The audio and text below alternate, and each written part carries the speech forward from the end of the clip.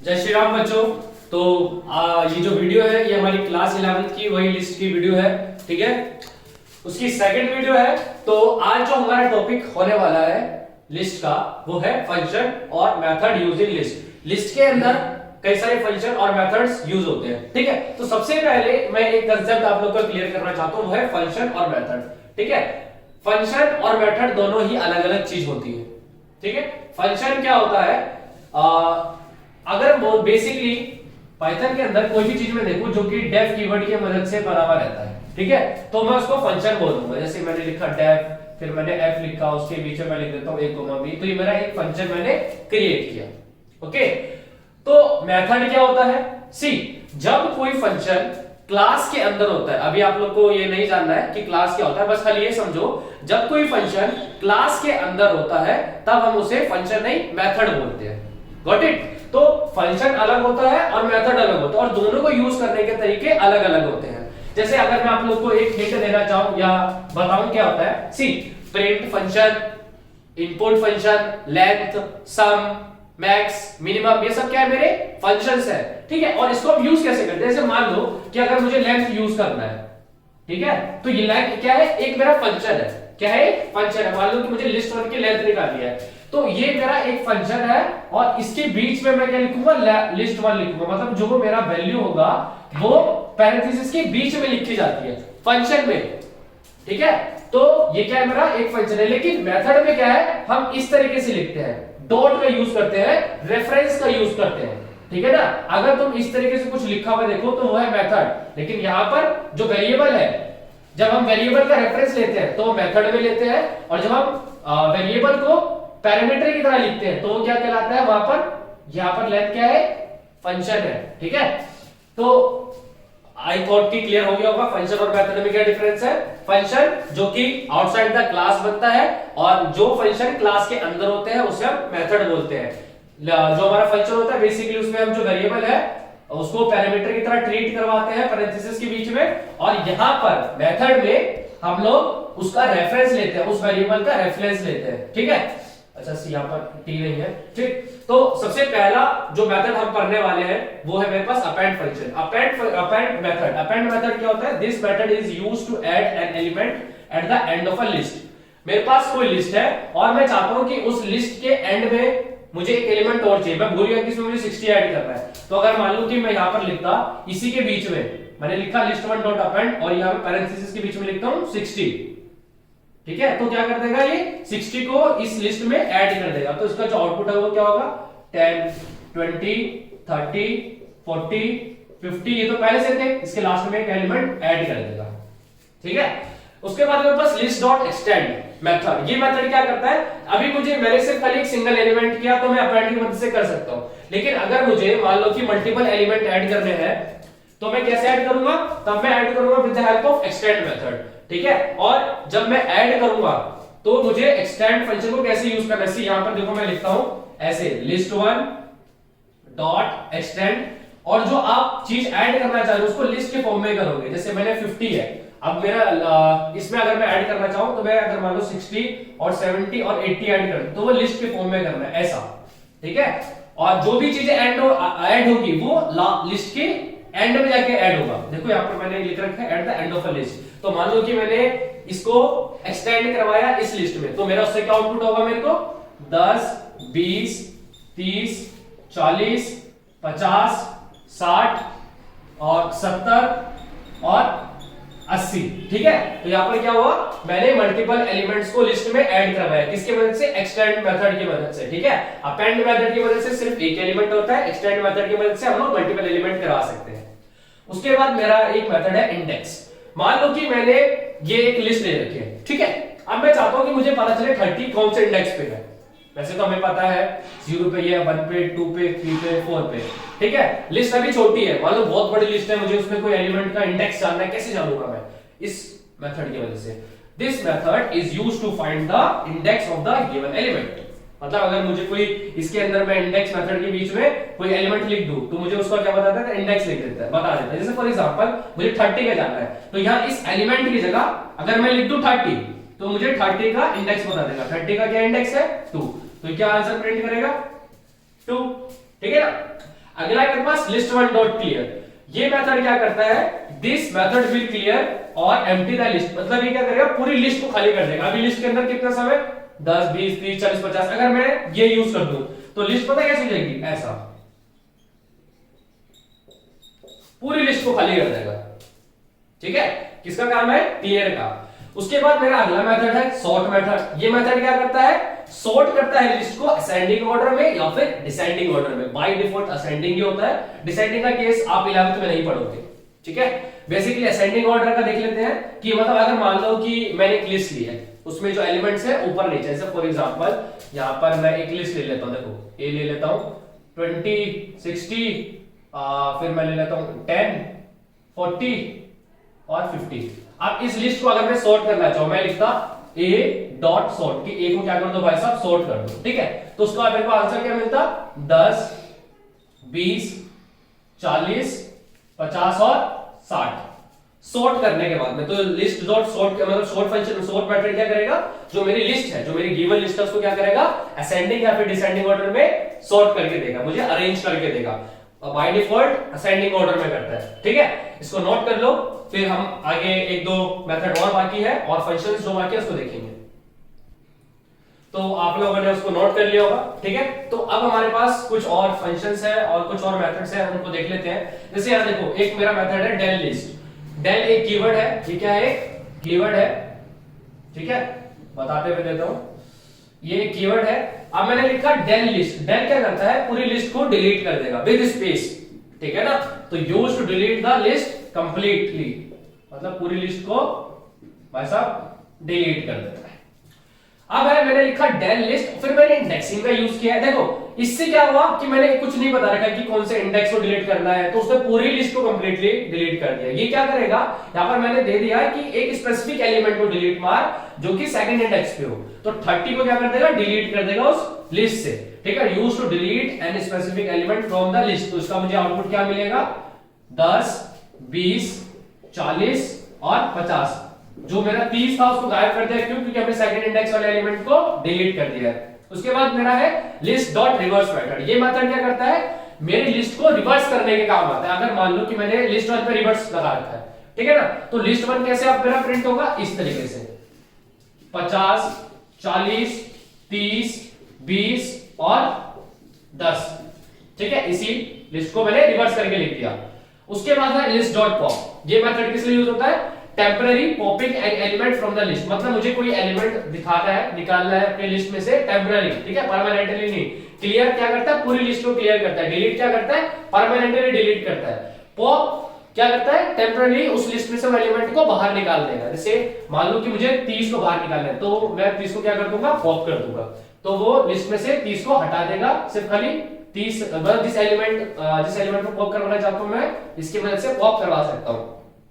उसके बाद है काउंट एलिमेंट। अगर मान लो कि मेरे पास एक लिस्ट है, अभी इस लिस्ट के अंदर कोई भी एलिमेंट वो नहीं है, रिपीटेड नहीं है। मान लो कि मैं दे देता हूं कि यहां पर लिख लेते हैं 20, एक और लिख लेते हैं, और मैं लिख लेता हूं फिर 60। तो अब यहां देखो ये लिस्ट वाला मेरी हो गई। अब मैं चाहता हूं कि इसके अंदर जो यहां पर का एलिमेंट है ना, ये एलिमेंट हटा के मैं दे देता हूं कि कौन से किसको काउंट कर रहा है, 20 को काउंट करके बताओ। ठीक है, कैसे यूज करेंगे, वही डॉट तरीके से 8, अगर मैं यहां देखो यहां लिखता है ऐसे 8 डॉट काउंट, और किसको काउंट कर रहा है, 20 को। तो ए में से सॉरी लिस्ट वन में से काउंट करके दो किसको, 20 को। तो लिस्ट वन के अंदर 20 कितने टाइम्स है, एक बारी है, दो बारी है, तो क्या काउंट करके क्या दे देगा इसका आंसर, 2। कोई दिक्कत, ठीक है। और कोई भी अगर फंक्शंस या मेथड से रिलेटेड कुछ भी इश्यू हो तो आप लोग कमेंट में लिख सकते हो, ठीक है। फिर मैंने लिखा है लिस्ट सीक्वेंस। सी मैंने बताया है कि सीक्वेंस कितने टाइप के होते हैं, स्ट्रिंग मेरा एक सीक्वेंस है, लिस्ट एक सीक्वेंस है, टप्पल एक सीक्वेंस है। तो अभी हम लिस्ट के बारे में पढ़ रहे हैं। मान लो कि मेरे पास एक स्ट्रिंग है और मुझे उस स्ट्रिंग को लिस्ट में कन्वर्ट करना है, तो मैं कैसे करूंगा, मैं करूंगा लिस्ट फंक्शन की मदद से।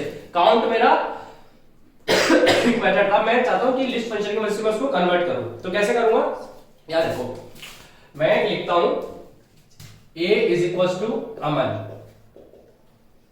ठीक है।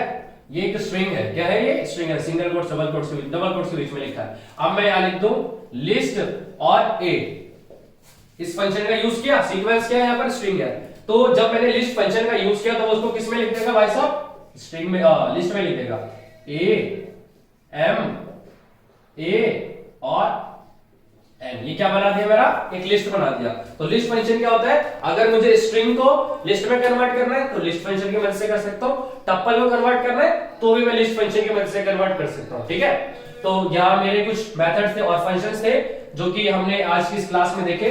ठीक है, और भी अगर कोई फंक्शन छूटे होंगे तो उसको हम करेंगे, बाकी की वीडियोस में देख लेंगे। ठीक है, तब तक लिखो इसको। तो अब जो है हम कुछ क्वेश्चंस देख लेते हैं लिस्ट के ऊपर, ठीक है ना, और आई होप कि आप लोग के इस क्वेश्चन से कुछ कंसेप्ट जो है क्लियर हो गए। ठीक है, जैसे देखो मेरा पहला क्वेश्चन मैंने लिया है L1 इक्वल्स टू, मैंने एक लिस्ट ली है, ठीक, फिर मैंने लिखा print L1 is equals to L1 dot reverse. देखो वीडियो के बीच में मैं कुछ छोटी छोटी चीजें समझाता हूं, ठीक है, जो कि आप लोग जो लिस्ट है थोड़ा सा अलग है। जैसे यहाँ पर देखो डबल इक्वल्स टू यूज किया हुआ है। डबल इक्वल्स टू हम तब यूज करते हैं जब हमें कंपेयर करना होता है किसी वैल्यू को। सिंगल इक्वल्स टू होती है असाइनिंग के लिए और डबल इक्वल्स टू होती है कंपेयरिंग के लिए। ठीक है, तो यहाँ पर मैं क्या कर रहा हूँ, L1 को कंपेयर करो L1 डॉट रिवर्स से। अब सी मैंने लिखा L1 डॉट रिवर्स, तो अगर L1 को देखो तो ये है 13579, इसको रिवर्स कर दूंगा तो क्या आएगा 9 7 5 3 और 1। तो अब बताओ क्या ये इसके बराबर है, देख के लग रहा है, नहीं, ये दोनों इक्वल नहीं है। तो क्या प्रिंट करेगा, इसका आंसर आएगा फॉल्स, और फॉल्स का F कैपिटल। ठीक है, ट्रू, फॉल्स और नन, ऐसे हमारे 3 कीवर्ड है जिसके फर्स्ट वर्ड कैपिटल होने चाहिए। अगर आप फॉल्स का F स्मॉल लिख के आते हो तो वो गलत है। ठीक है, ट्रू का T कैपिटल, फॉल्स का F कैपिटल, नन का N कैपिटल। ठीक है, तो यहां पर जो उसको मुझे इस लाइन से क्या आउटपुट मिलेगा, फॉल्स। फिर मैंने लिखा है प्रिंट L1 जो था same as it is print हो जाएगा। यहां पर इसका आउटपुट क्या आएगा 1 3 5 7 9। आप बोलोगे भैया आपने तो रिवर्स किया था। रिवर्स मैंने कब किया है, इसके अंदर किया है, कंपेयरिंग करते वक्त। मैंने डिक्लेयर नहीं किया किसी वेरिएबल में, मैंने जो लिस्ट 1 मेरी जो पहले थी वही सेम लिस्ट मैंने एज इट इज प्रिंट करवाई है। ठीक है, तो उसके क्या आउटपुट है, फॉल्स है और 13579 है, क्या फॉल्स। और दूसरे लाइन में मुझे मिलेगा 1 3 5 7 और 9। आई होप ये क्वेश्चन आप लोगों को क्लियर हुआ होगा। दूसरा क्वेश्चन देखते हैं। मैंने वापस से एक लिस्ट ली L1 नाम से और इसके अंदर ये लिखा। क्वेश्चन को ध्यान से समझना, इंडेक्स, काउंट और अपेंड फंक्शन का अच्छे से मैंने यूज यहां पर सिखाया हुआ है। मैंने लिखा L1 डॉट इंडेक्स 16। तो 16 का इंडेक्स क्या है, 16 का इंडेक्स देखो 0 1 2 3 4 5 6। 16 का इंडेक्स क्या है 3। तो मेरे को जो पहला आउटपुट मिलेगा क्या मिलेगा 3, क्योंकि 16 का इंडेक्स मैंने प्रिंट कर दिया। यही चीज मुझे प्रिंट कर देती है इस मेथड से। दूसरा क्या लिखा है L1 डॉट काउंट 13 को काउंट करो 1 2 3, कितने हैं 3।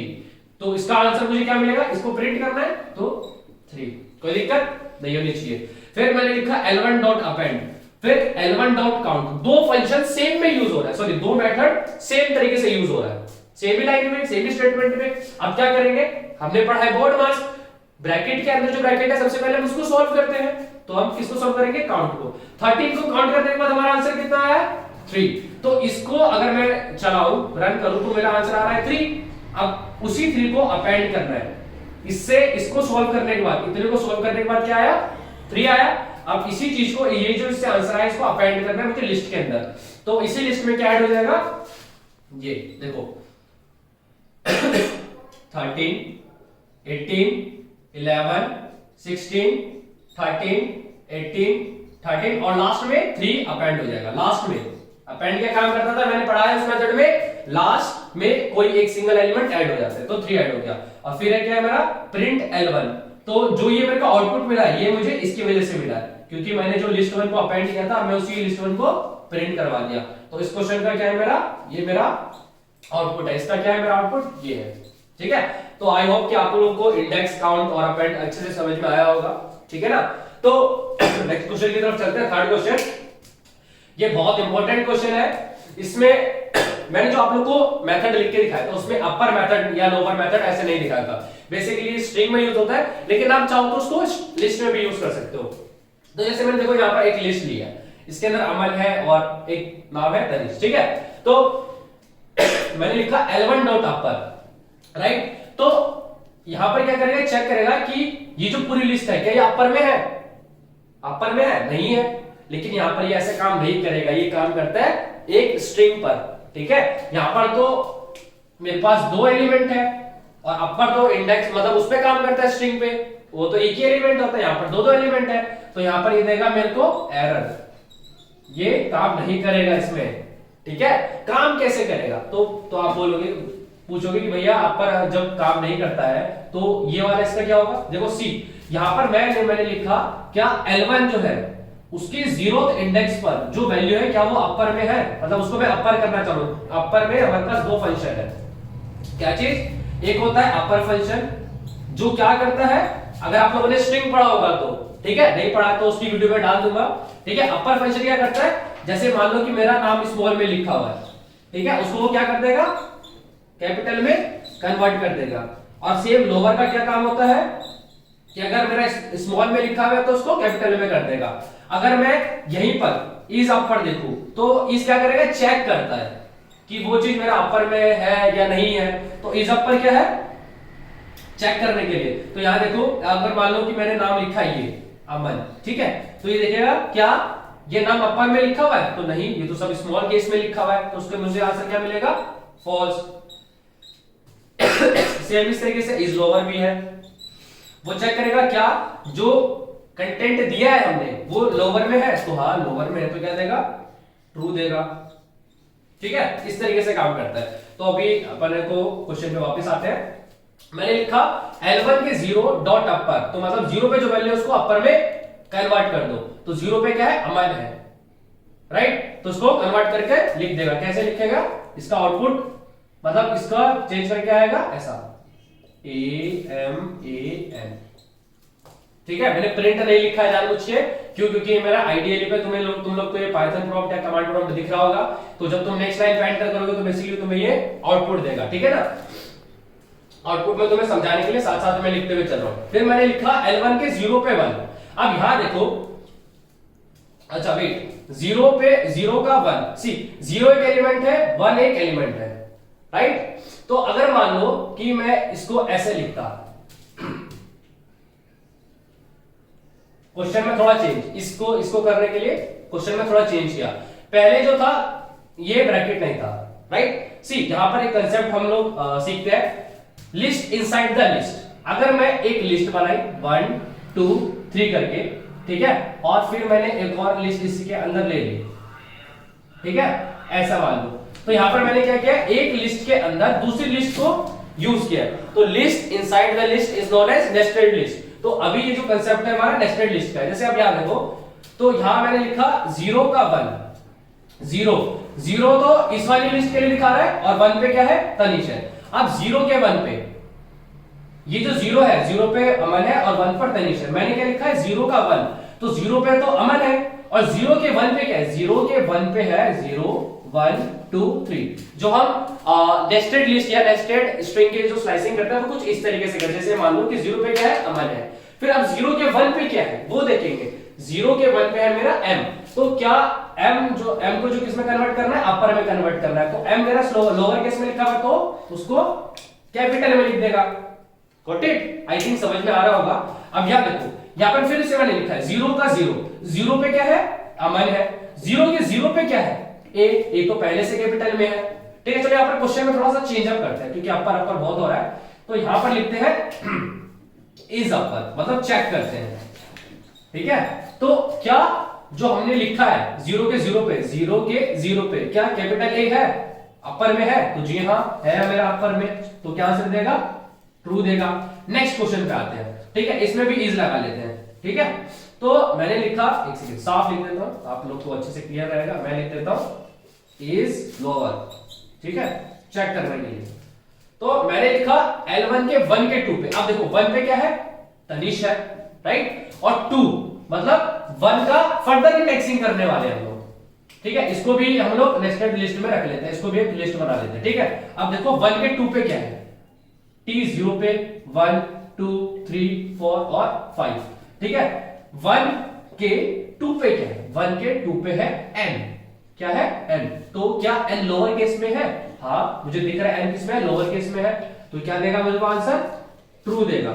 तो इस तरीके के क्वेश्चंस आपके पेपर में पूछ सकते हैं, ठीक है। ये जो मैंने अभी इंडेक्सिंग सिखाई है ये नेस्टेड लिस्ट के केस में सिखाई है। एक बार वापस से समझा देता हूं। List inside the list is known as nested list. जब हम लिस्ट के अंदर ही मल्टीपल लिस्ट का यूज कर लेते हैं तो वहां पर नेस्टेड लिस्ट कहलाता है। और जैसे मान लो कि इसकी मैं नेस्टेड लिस्ट की एक बार इंडेक्सिंग करके दिखा दूं। देखो यहां पर 1 जो है 0 पे होगा, 2 1 पर, 3 2 पर, फिर ये जो है ये पूरा एक एलिमेंट है 3, उसके बाद 7 4 पे होगा। अब जैसे ये 3 है, इसकी अगर मैं इसकी मैं फर्दर इंडेक्सिंग कर सकता हूं। 4 है 0 पर, फिर 2 ऐसा, 3 के 0 पे 4 है, 3 के 1 पे 5 है, 3 के 2 पे 6 है, ठीक है ना।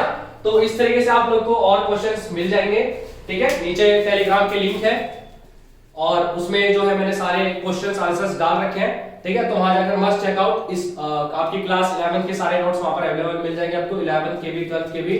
और क्लास 11 के इंपॉर्टेंट क्वेश्चन जो है लिस्ट के, मैं वो नीचे कमेंट में पिन कर दूंगा।